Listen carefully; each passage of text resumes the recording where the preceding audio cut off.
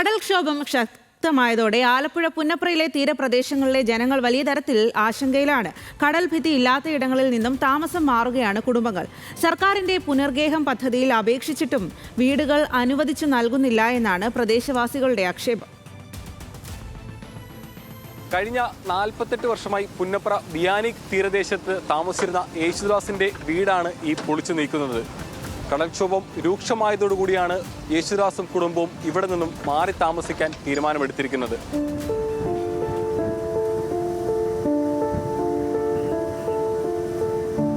പൂർണ്ണ മനസ്സോടെയല്ല യേശുദാസ് ഈ വീട് പൊളിച്ചു മാറ്റുന്നത്.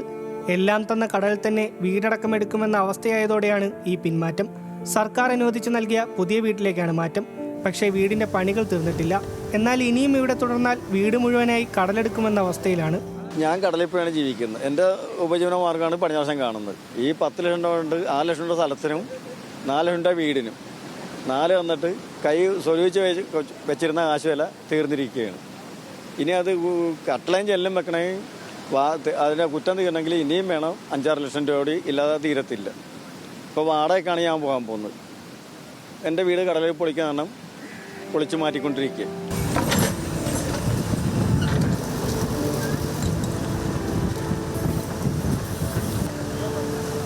എനിക്ക് 4 മക്കളാണ്. ഇന്ന് ഇവിടെ 3 പേർക്ക് കൂടിയുള്ള സ്ഥലമാണ്. അവന് വീടില്ല. അതുകൊണ്ട് അവൻ എവിടെയെങ്കിലും വീടും കൊടുക്കണം. 2 പെൺകുഞ്ഞുങ്ങളുള്ളതിന് അവർക്ക് എന്തെങ്കിലും കൊടുക്കണം. അതാണ് എൻ്റെ ആവശ്യം. കടലിടിച്ചുകൊണ്ടിരിക്കുകയാണ്. ഒന്നും പറയാൻ എനിക്കില്ല. ഞാൻ കഴിഞ്ഞ വർഷവും എല്ലാ കാര്യവും പറഞ്ഞതാണ്. 30 മീറ്റർ കല്ല് തന്നിരുന്നെങ്കിൽ എൻ്റെ ഈ കൂരക്കൊന്നും പറ്റിയില്ലങ്ങി. കഴിഞ്ഞ 48 വർഷമായി ആലപ്പുഴ പുന്നപ്ര ബിയാനി തീരത്ത് താമസിക്കുന്ന ലീലയുടെ വാക്കുകളാണിത്. കിടപ്പ് രോഗിയായ ഭർത്താവുമൊത്ത് ഇനി ഇവിടെ കഴിയുന്നത് സുരക്ഷിതമല്ലെന്ന് മനസ്സിലാക്കിയതോടെ താമസം മാറാനൊരുങ്ങുകയാണിവർ. കഴിഞ്ഞ തവണയും മത്സ്യഫെഡിൽ അപേക്ഷ നൽകിയിരുന്നു. എന്നാൽ ഇതുവരെയും വീട് അനുവദിച്ചു നൽകിയിട്ടില്ല. കടൽഭിത്തി നിർമ്മാണത്തിലെ അശാസ്ത്രീയതയാണ് വീടുകൾ കടലെടുക്കാൻ കാരണം.